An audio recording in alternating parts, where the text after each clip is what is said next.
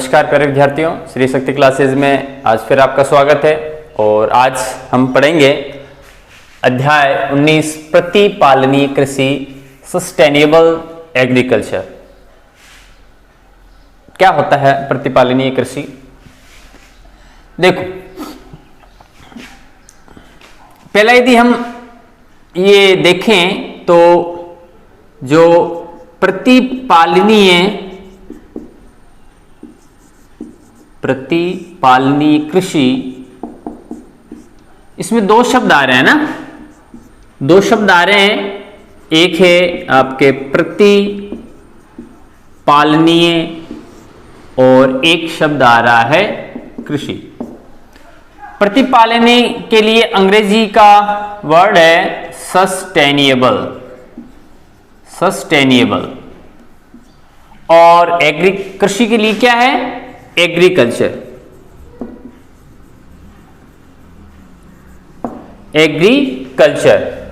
अब सस्टेनेबल का मतलब होता है, आप कह सकते हो सस्टेनेबल का मतलब टिकाऊ, जो लंबे समय तक चलता रहे। टिकाऊ यानी लंबे समय तक चलने वाला, लंबे समय तक चलने वाला। और एग्रीकल्चर का मतलब क्या होता है? कृषि यानी खेती।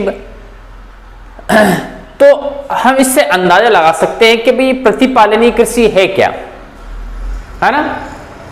तो जो कृषि की जा रही है, जो कृषि, इस प्रकार की कृषि जो उस स्थान को, उस तंत्र को जहां पर वो की जा रही है, बिना नुकसान पहुंचाए लंबे समय तक क्या है की जा सके, लंबे समय तक वो उपयोगी रहे, उसे ही हम क्या कहते हैं? प्रतिपालनीय कृषि।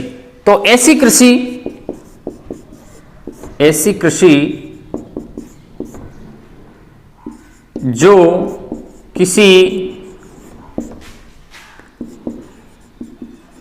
स्थान पर बिना किसी क्षति के लंबे समय तक, बिना किसी क्षति के लंबे समय तक जारी रखी जा सके या उससे उत्पाद प्राप्त किए जा सके।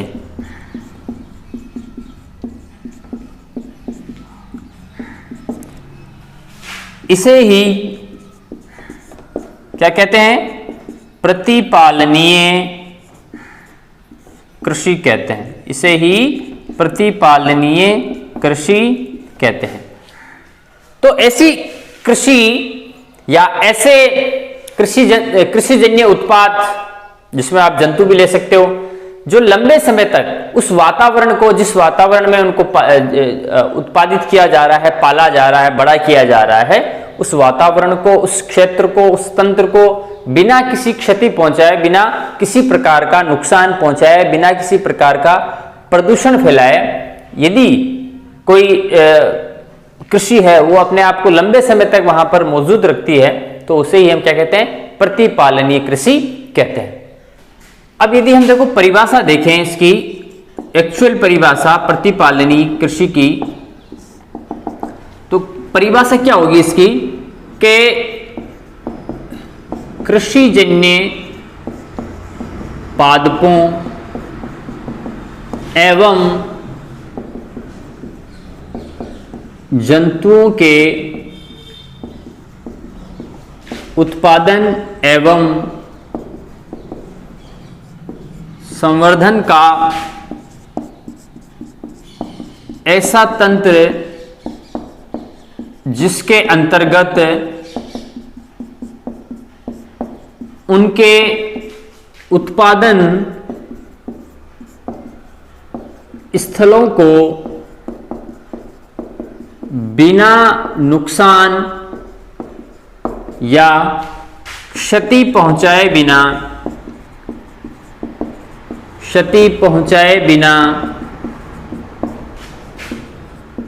अधिक से अधिक क्या किया जा सके, उत्पादन लिया जा सके, इसे ही क्या कहेंगे, प्रतिपालनीय या सस्टेनेबल एग्रीकल्चर, प्रतिपालनीय कृषि कहते हैं।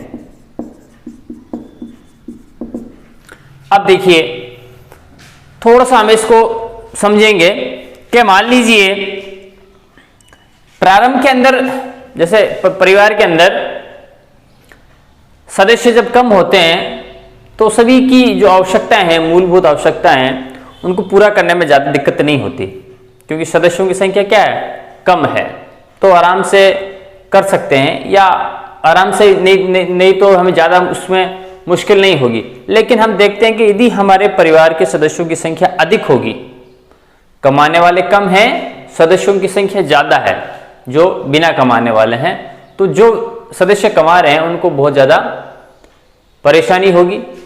क्यों? क्योंकि वो सबको अच्छी प्रकार से उनका भरण पोषण नहीं कर सकते, क्योंकि उनकी जो कमाई है वो बड़ी नहीं है, वो तो फिक्स है। उनकी जो आमदनी है वो तो उतनी ही है, लेकिन उस आमदनी का जो खर्चा है वो क्या हो गया, बढ़ गया है।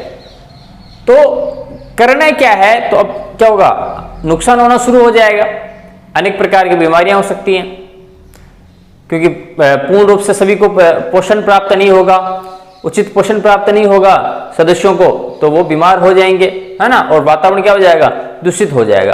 तो इसमें ऐसा नहीं हो रहा है। इसमें क्या हो रहा है कि जनसंख्या बढ़ने के साथ साथ ही ऐसा तरीका अपना लिया गया है कि जो कृषिजन्य पादप हैं, जैसे फसलें हैं, आपके गेहूं है, चावल है, मक्का है, ज्वार है ना, बाजरा वगैरह, जो कृषिजन्य पादप हैं, और जो जंतु हैं जो कि हमारे लिए उपयोगी हैं, चाहे आप भोजन के रूप में उनको ले सकते हो, दूध के रूप में, है ना, या चमड़े के रूप में, तो कृषिजन्य पादप और जंतुओं के उत्पादन एवं संवर्धन का ऐसा तंत्र जिसके अंतर्गत उनके उत्पादन स्थलों को बिना नुकसान या क्षति पहुंचाए, जहां पर वो उनके उत्पादन स्थल है, जहां पर उनको पाला जा रहा है, जहां पर वो ग्रोथ कर रहे हैं, बड़े हो रहे हैं, तो उस क्षेत्र को नुकसान, हमें देखो, ये मान लीजिए एक क्षेत्र है, ये उत्पादन स्थल है, ये क्या है, उत्पादन स्थल। आप उत्पादन स्थल ये किसी का भी हो सकता है,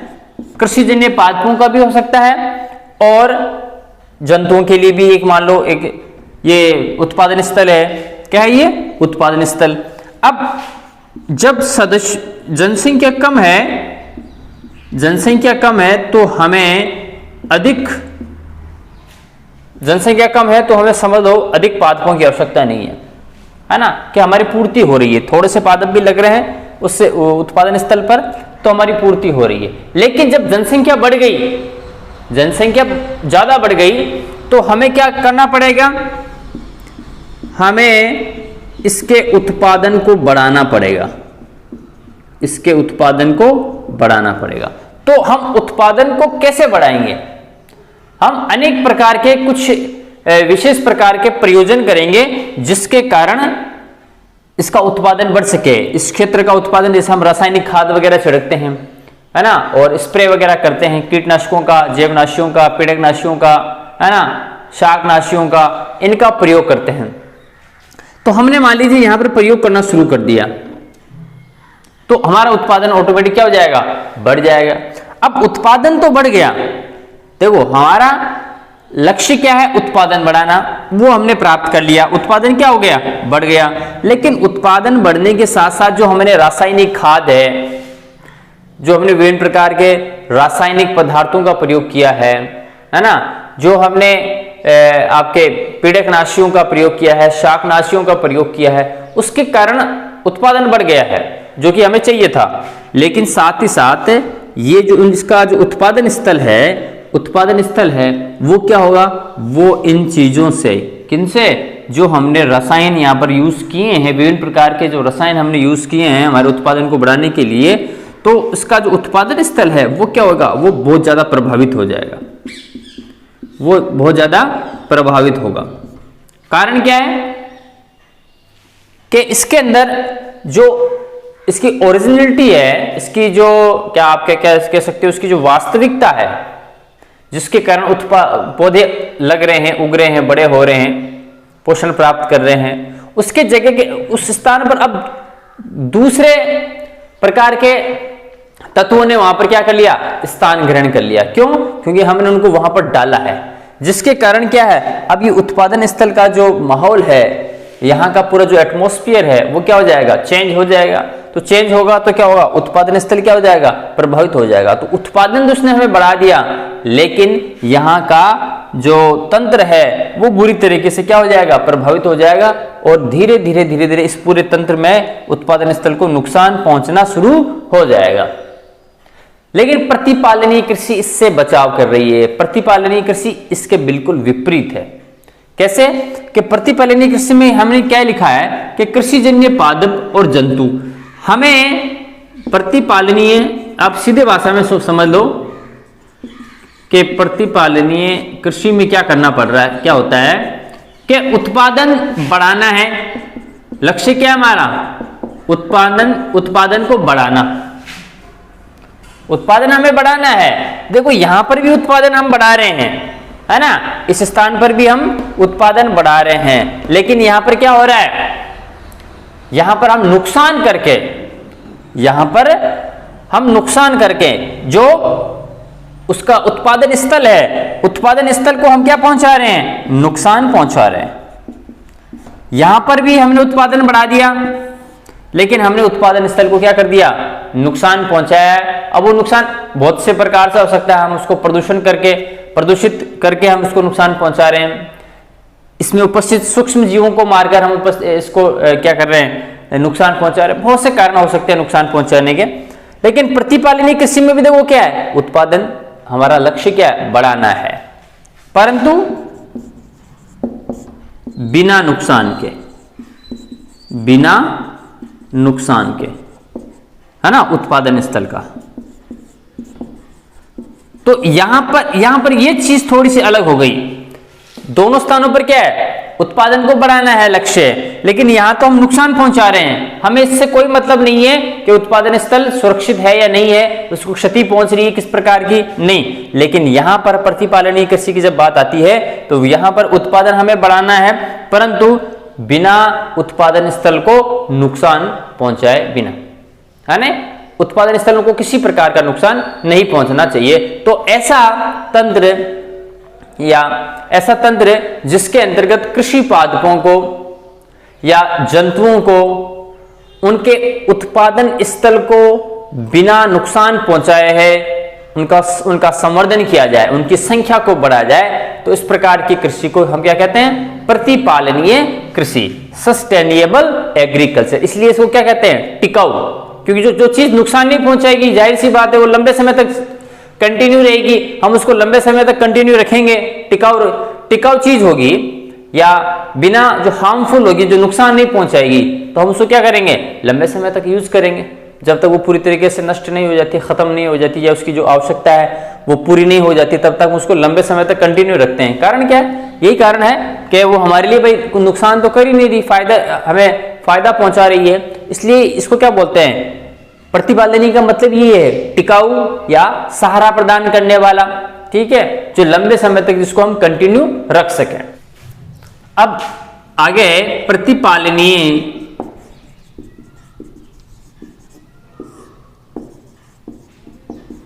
कृषि संकल्पना का उदय, कि भाई जो प्रतिपालनीय कृषि संकल्पना है या ये विचार है, आप कह सकते हो कि ये कैसे पैदा हुआ। देखो, जब तक हमें पता है कि कोई चीज की कमी नहीं हो जाती, या जिस चीज की हमें कहते हैं ना आवश्यकता आविष्कार की क्या है, जननी होती है, आवश्यकता आविष्कार की जननी होती है, कि जब किसी चीज की आवश्यकता होती है, मनुष्य फिर तभी उसके बारे में सोचना शुरू करता है, तभी उसका क्या हो सकता है, आविष्कार करता हो। जब तक कोई चीज की जरूरत नहीं होती तब तक उसके बारे में वो क्यों सोचेगा, है ना। जैसे एडिसन ने बल्ब का आविष्कार किया, तो उसको ऐसा लगा कि भाई कुछ ऐसा होना चाहिए जिससे जो विद्युत है उसको हम प्रकाश के रूप में हम क्या कर सकें, यूटिलाइज कर सकें, उपयोग कर सकें और प्रकाश हो जाए। तो फिर उसने बल्ब का क्या किया, आविष्कार किया। इसी प्रकार जो प्रतिपालनीय कृषि है इसका विकास भी किस प्रकार हुआ, आवश्यकता के अनुसार, है ना। तो हम देखते हैं कि भाई जो कृषि का जो इतिहास है, कृषि का जो इतिहास है वो मानव इतिहास जितना ही क्या है, पुराना है। जितना मानव इतिहास है उतना ही पुराना क्या है, कृषि का इतिहास है। प्रारंभ के अंदर कुछ समय तक मनुष्य है वो क्या, जानवरों को मारता था और उनको कच्चा मांस उनका खाता था। लेकिन फिर धीरे धीरे क्या हुआ, उन्होंने आग का आविष्कार कर लिया। उसके बाद में पहले वो अलग थलग रहते थे, उसके बाद में वो सामूहिक रूप से रहने लगे। पहले ऐसे गुफाओं में रहते थे, उसके बाद में उन्हें छोटे मोटे झोंपड़ियां या घर बनाकर वो रहने लग गए। कृषि का उन्हें कोई ज्ञान नहीं था। तो फिर बाद में उन्हें देखा कि भाई कुछ जानवर हैं वो उपयोगी हैं। सारे जानवर ऐसे नहीं कि सभी जानवरों को मारकर खा लिया जाए, कुछ जानवर हमें ऐसे रखने चाहिए जो हमारे लिए अन्य प्रकार से हमारी क्या कर सके, मदद कर सके। तो फिर धीरे धीरे उन्होंने क्या किया, कृषि जो खेती बाड़ी है, कृषि है, उसके बारे में उन्हें ज्ञान हुआ और उसके पश्चात उन्होंने खेती बाड़ी या कृषि करना शुरू कर दी। तो मानव कृषि का जो इतिहास है वो आप कह सकते हो बहुत ही प्राचीन है, बहुत ही पुराना है। अच्छा, फिर हमने बात, कल भी हम बता रहा था आपको कि प्रारंभ में जो मनुष्य की जो आवश्यकता है, मनुष्य की आवश्यकता वो बहुत सीमित आवश्यकताएं थी। प्रारंभ में मनुष्य की आवश्यकताएं बहुत सीमित थी क्योंकि उसको ज्यादा कुछ पता ही नहीं था, है ना। मानव का विकास है वो ज्यादा हुआ ही नहीं था। तो उसकी जो मुख्य आवश्यकता थी वो तीन ही थी। एक तो रोटी यानी भोजन, उसके बाद में एक वस्त्र और एक आवास यानी मकान। ये तीन चीज मिल गई उसको, उसकी आवश्यकताएं पूर्ण हो चुकी हैं और ज्यादा उसको कुछ ना नॉलेज है ना उसको कुछ चाहिए। रोटी, कपड़ा और मकान, ये तीन मूलभूत आवश्यकताएं थी मनुष्य की। लेकिन फिर क्या हुआ, फिर अच्छा इस समय तक जनसंख्या है वो भी क्या थी, बहुत ही कम थी, जनसंख्या बहुत कम थी। लेकिन फिर धीरे धीरे क्या हुआ, जनसंख्या में वृद्धि, जनसंख्या में वृद्धि तो हुई, साथ ही मनुष्य का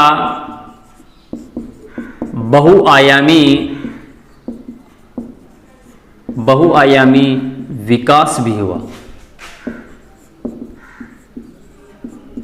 बहुआयामी क्या हो गया, विकास, यानी उसने डेवलपमेंट की, मनुष्य ने धीरे धीरे उसमें उनमें विकास होने लगा। हम बात कर रहे हैं ना कि पहले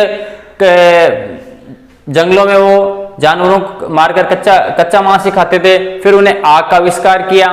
पहले वो अलग अलग रहते थे, उसके बाद वो समूह बनाकर रहने लगे, है ना। पहले वो सिर्फ भोजन के लिए फल फूल और जानवरों पर ही निर्भर थे। उसके बाद में उन्होंने खेती करना शुरू किया। फिर उसके बाद में उन्होंने देखा कि कुछ पशु हैं वो खेती के लिए काम में लिए जा सकते हैं, तो उन्होंने उनको मारना बंद कर दिया, है ना।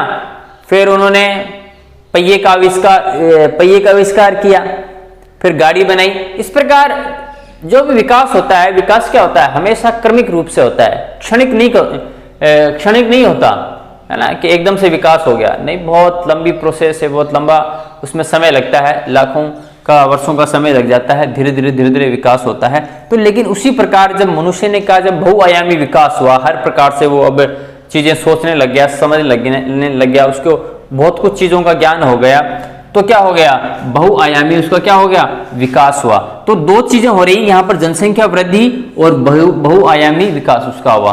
तो अब क्या हो गया, इसके कारण, बहुआयामी विकास होने के कारण ये तीन चीजें, कौन सी, रोटी, कपड़ा और मकान, रोटी, कपड़ा व मकान। अब इनमें क्या होगा,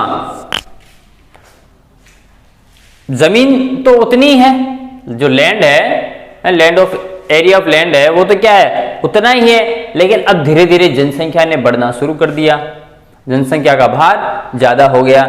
इस कारण क्या हो गया, इस कारण जो भोजन है, भोजन, जल, आवास आदि पर दाब बढ़ने लगा।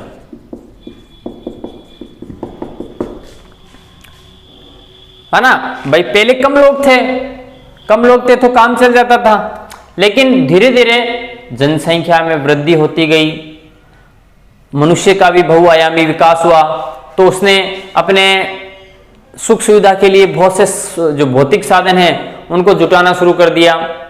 इसलिए फिर प्रकृति पर ज्यादा दबाव उसने डाला। उसका आप कह सकते हो क्या कि मनुष्यों ने फिर प्रकृति का जो दोहन है, प्रकृति का जो दोहन है वो ज्यादा दोहन करना ज्यादा शुरू कर दिया है। यानी प्रकृति का दोहन करना मनुष्य ने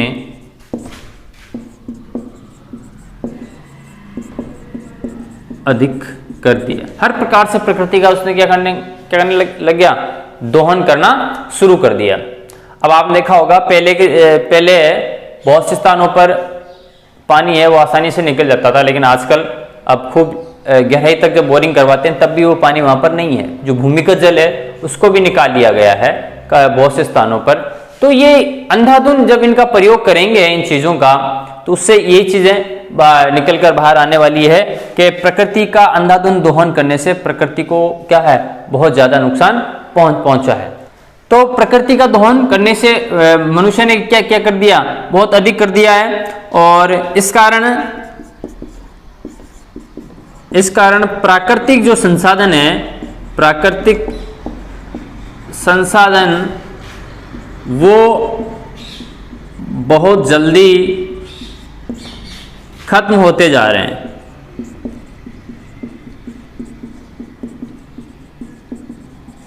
बहुत जल्दी खत्म होते जा रहे हैं। प्राकृतिक संसाधनों का जैसे जल है, जल का दोहन हम बहुत जल्दी कर रहे हैं। जो भूमिगत जल है उसका हमने लगभग दोहन कर लिया है। आप काफी जगहों पर आप जाओगे तो आपका भूमिगत जल की मात्रा या तो बिल्कुल ही नहीं है या है तो बहुत कम मात्रा मिलेगी भूमिगत जल की, है ना। तो इसमें जो प्राकृतिक संसाधन है जैसे भूमिगत जल है, भूमिगत जल, प्राकृतिक आपके गैस और उसके बाद में आपके खनिज तेल आदि। तो ये ऐसी चीजें हैं, ये क्या है, नवीकरणीय नहीं है, क्या ये अनवीकरणीय है। एक बार खत्म हो गई तो खत्म हो गया। हालांकि जल वापस भूमिगत हो सकता है, लेकिन ये प्राकृतिक गैस, खनिज तेल ये क्या है, ये अनवीकरणीय है। अभी हम आगे पढ़ेंगे। संसाधन दो प्रकार के होते हैं, नवीकरणीय और एक अनवीकरणीय। तो ये प्राकृतिक गैस, खनिज तेल, इनके खत्म होने के बाद में फिर क्या होगा कि जो भावी पीढ़ी है, यानी आगे आने वाली जो पीढ़ी है, उनके लिए हम क्या छोड़ के जाएंगे, उनके लिए हमें कुछ भी नहीं छोड़ के जाएंगे। तो फिर मनुष्य ने सोचना शुरू किया कि जो आने वाली हमारी जो भावी पीढ़ी है उसके लिए भी हमें कुछ ऐसा उपाय करना चाहिए। जैसे हर व्यक्ति क्या करेगा, कमाई करता है, ज्यादा मेहनत करेगा, अधिक संसाधन जुटाने की कोशिश करता है, अधिक मात्रा में धन अर्जित करने की कोशिश करता है, ताकि उसके आने वाली जो भावी पीढ़ियां हैं, है ना, उनको फायदा पहुंचाए। उसको पहुंचे ना पहुंचे, वो तकलीफ उसको वो पा रहा है, वो ज्यादा पैसे कमा रहा है, वो किसके लिए, अपने आने वाली पीढ़ियों के लिए, अपने बेटों, अपने पोतों के लिए वो खूब मेहनत कर रहा, खूब कमा रहा है। तो हमें भी ये सोचना चाहिए कि आगे आने वाली जो भावी पीढ़ियां हैं उनको हम क्या देके जाएंगे, है ना। तो इस सोचने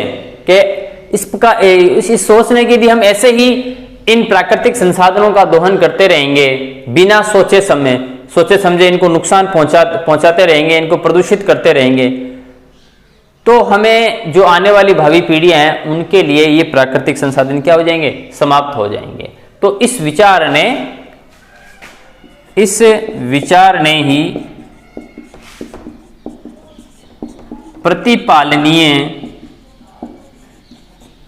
प्रतिपालनीय संकल्पना को उदित किया। इस विचार ने ही कि भाई आने वाली भावी पीढ़ियों को हम क्या देके जाएंगे, इस विचार ने प्रतिपालनीय कृषि का जो विचार है वो लोगों के मन में आया। अब यह आगे आता है आपके प्रतिपालनीय कृषि की विधियां। प्रतिपालनीय कृषि की विधियां, तो देखो प्रतिपालनीय कृषि की प्रमुख विधियां इस प्रकार है। कुछ प्रमुख विधियां हैं वो इस प्रकार हैं, किसकी? प्रतिपालनीय कृषि की। कौन कौन सी? जैसे एक तो आया आपके जैविक कृषि, जो आजकल जैसे ऑर्गेनिक फार्मिंग भी कहते हैं, ऑर्गेनिक एग्रीकल्चर कहते हैं, जो इसका प्रचलन अब धीरे धीरे बढ़ रहा है ना। ऐसी कृषि जिसके अंदर रासायनिक खादों का प्रयोग किया नहीं जाता, जो प्राकृतिक खाद है ना, जैविक किससे बना है? जीव से। जैविक कृषि है, इसके अंदर जो खाद का प्रयोग किया जाता है वो क्या होती है? वो होती है जैविक प्रकार की, हाँ, जैविक प्रकार की खाद होती है। वो रासायनिक खाद का प्रयोग इनके अंतर्गत नहीं किया जाता है। तो एक होता है जैविक, दूसरी होती है मिश्रित कृषि। मिश्रित कृषि एक और इसका प्रकार है मिश्रित शस्योत्पादन। चौथा है फसल चक्र, और पांचवा इसका भाग है आपके जैव नाशियों का प्रयोग, है ना। तो जो प्रतिपालनीय कृषि है उसकी कुछ विधियां हैं जिनके अंतर्गत प्रतिपालनीय कृषि है वो की जाती है। जैविक कृषि, मिश्रित कृषि, मिश्रित शस्योत्पादन, फसल चक्र और जैवनाशियों का प्रयोग। अब हम अलग अलग इनका वर्णन करेंगे। सबसे पहले हम देखते हैं जैविक कृषि। जैविक कृषि, ऑर्गेनिक एग्रीकल्चर। तो इसमें क्या होता है कि वर्तमान समय में फिर वही बात आ जाती है, जनसंख्या वृद्धि के कारण धीरे धीरे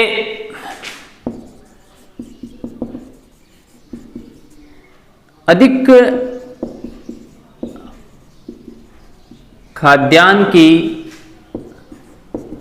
आवश्यकता पड़ने लगी।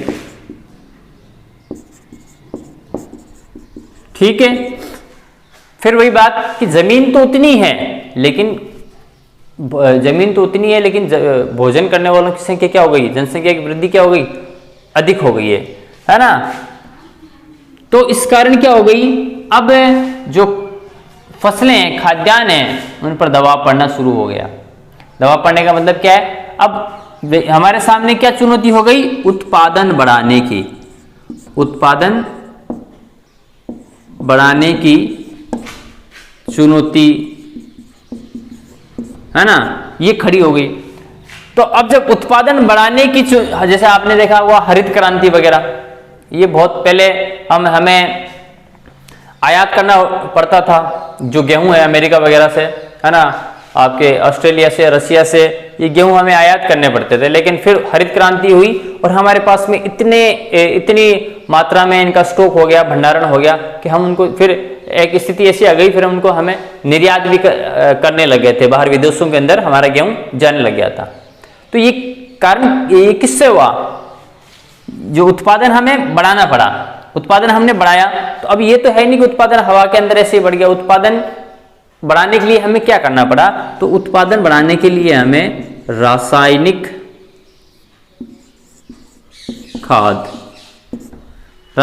खाद का प्रयोग करना पड़ा। इसी प्रकार बहुत से जो कीटनाशी हैं पीड़कनाशी हैं, इनका अधिक से अधिक इनका प्रयोग अधिक किया जाने लगा।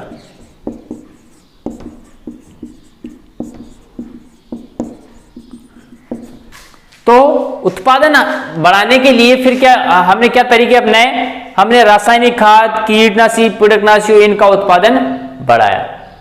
तो उत्पादन तो बढ़ गया, एक बार उत्पादन बढ़ गया है ना, तो उत्पादन तो बढ़ गया, लेकिन मृदा की जो उर्वरक क्षमता है, क्षमता में लगातार कमी। मृदा की जो उर्वरक शक्ति है, जो उपजाऊपन है मृदा का स्वयं का, जो प्राकृतिक रूप से बना है। अब रासायनिक खाद है, यूरिया वगैरह ये डालकर हम उसको, उसकी उर्वरक शक्ति हालांकि हम बढ़ा रहे हैं, लेकिन वो कैसी है? कृत्रिम रूप से हम बढ़ा रहे हैं, उसको अन्य तरीके से बढ़ा रहे हैं। प्राकृतिक रूप से क्या होनी चाहिए? उर्वरक शक्ति कैसे बढ़ेगी? जब उस मिट्टी के अंदर, उस मृदा के अंदर निश्चित जो तत्व हैं, निश्चित मात्रा में तत्व क्या है? उपस्थित रहें, खनिज लवण इसके अंदर उपस्थित रहें, तो फिर उसकी उत्पादन क्षमता है वो बढ़ जाती है मृदा की, और वो मृदा उपजाऊ मृदा कहलाती है। तो हमने रासायनिक खाद का, पीड़कनाशियों का, इनका प्रयोग करने से क्या है? जो मृदा है, मृदा की उर्वरक क्षमता है वो लगातार क्या होती जाएगी? कम होती जाएगी। अब कम क्यों हो रही है? कि हमें पता है कि मृदा में बहुत से क्या रहते हैं? सूक्ष्म जीव निवास करते हैं। मृदा के अंदर बहुत से सूक्ष्म जीव निवास करते हैं। अच्छा, ये जो सूक्ष्म जीव होते हैं, सूक्ष्म जीवों का मृदा वे पादपों तथा जंतुओं के मध्य एक क्या होता है? संबंध रहता है, संबंध रहता है। अभी हम पढ़ेंगे सहजीवी जीवाणु, असहजीवी जीवाणु। सहजीवी है ना, जो किसी के साथ में रहने वाले हैं। तो सूक्ष्म जीव पाए जाते हैं कहां पर? मृदा के अंदर सूक्ष्म जीव पाए जाते हैं। अब ये सूक्ष्म जीव मृदा के लिए क्या है? उपयोगी है। इनका ऐसा नहीं कुछ काम नहीं है, नहीं, मृदा के लिए उपयोगी है। मृदा की जो उर्वरक क्षमता है, मिट्टी की जो फर्टिलिटी है ना, फर्टिलिटी को क्या करते हैं? ये बढ़ाते हैं, उसके उपजाऊपन को बढ़ाते हैं। अब हमें करना क्या है? अब हम क्या कर रहे हैं? जनसंख्या बढ़ गई, हमारे खाद्यान्नों पर भार पड़ गया, खाद्यान्नों की कमी होने लगी, तो हमें इसका उत्पादन अधिक करना पड़ा। और उत्पादन अधिक बढ़ाने के लिए हमने रासायनिक खाद है, कीटनाशी है, पीड़कनाशी है, साथ साथ जो हमारे और अन्य जो प्राकृतिक संसाधन है, पेट्रोल, डीजल वगैरह, इनका भी प्रयोग हमने शुरू कर दिया। तो इन सब के कारण क्या हो गया? इन सब के कारण हमारी मृदा में प्रदूषण फैल गया, प्रदूषण है ना। और जो सूक्ष्म जीव हैं, जो कि आवश्यक हैं, सूक्ष्म जीव नष्ट हो गए। जब मृदा प्रदूषित हो गई, सूक्ष्म जीव नष्ट हो गई, तो मृदा की उर्वरक क्षमता क्या हो जाएगी? कम हो जाएगी, कम हो जाएगी। और जिस इन रासायनिक खाद से जो फसल हमने प्राप्त की है, वो भी क्या होगी? वो स्वास्थ्य के लिए हानिकारक, स्वास्थ्य के लिए हानिकारक। तो ये सब चीजें होने के बाद में अभी हमने जैविक कृषि तक पहुंचे नहीं है, हम अभी जैविक कृषि से पहले की बात कर रहे हैं कि इतना कुछ होने के कारण फिर लोगों ने सोचा कि हमें क्या अपनानी चाहिए? जैविक कृषि अपनानी चाहिए। तो उत्पादन भले ही कम हो जाए, लेकिन मृदा की जो उर्वरक क्षमता है उससे हम कोई समझौता नहीं करेंगे, वो कम नहीं होनी चाहिए। तो उस हिसाब से फिर ये जैविक कृषि का जो कॉन्सेप्ट है वो आ गया, और लोगों ने क्या किया? फिर आजकल भी हम देखते हैं बहुत से लोग ऑर्गेनिक खेती करते हैं, ऑर्गेनिक फार्मिंग करते हैं, जिसके अंतर्गत वो केंचुए की खाद है ना, केंचुए की खाद का प्रयोग करते हैं, और ये जो सामान्य पशुओं की जो गोबर होती है उसको खाद के रूप में यूज़ करते हैं। और ये जो रासायनिक जो छिड़काव है, रासायनिक खाद है, उसको पूर्ण रूप से वो क्या करते हैं, निषिद्ध उन्होंने कर दिया है और बैन कर दिया है, जिसके कारण फिर जो फसल प्राप्त होती है उनको वो क्या होती है, वो बहुत ही स्वास्थ्य के लिए लाभदायक होती है और जो मृदा की जो उर्वरक क्षमता है वो धीरे धीरे अब क्या होती है, बढ़ने लग जाती है। अब देखिए जैविक कृषि के उद्देश्य, जैविक कृषि के उद्देश्य क्या है? एक तो उर्वरक क्षमता को बढ़ाना, दूसरा क्या है, मृदा से मित्रवत व्यवहार करना। एक और इसका उद्देश्य है कि भाई जो सूक्ष्म जीव हैं, सूक्ष्म जीवों को क्षति ना पहुंचाना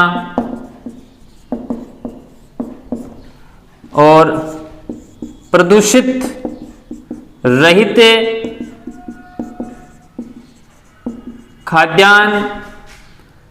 खाद्यान्न उत्पादित करना,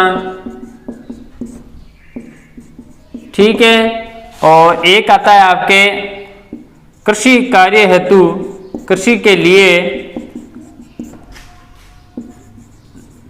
नवीकरणीय संसाधनों का अधिकतम प्रयोग।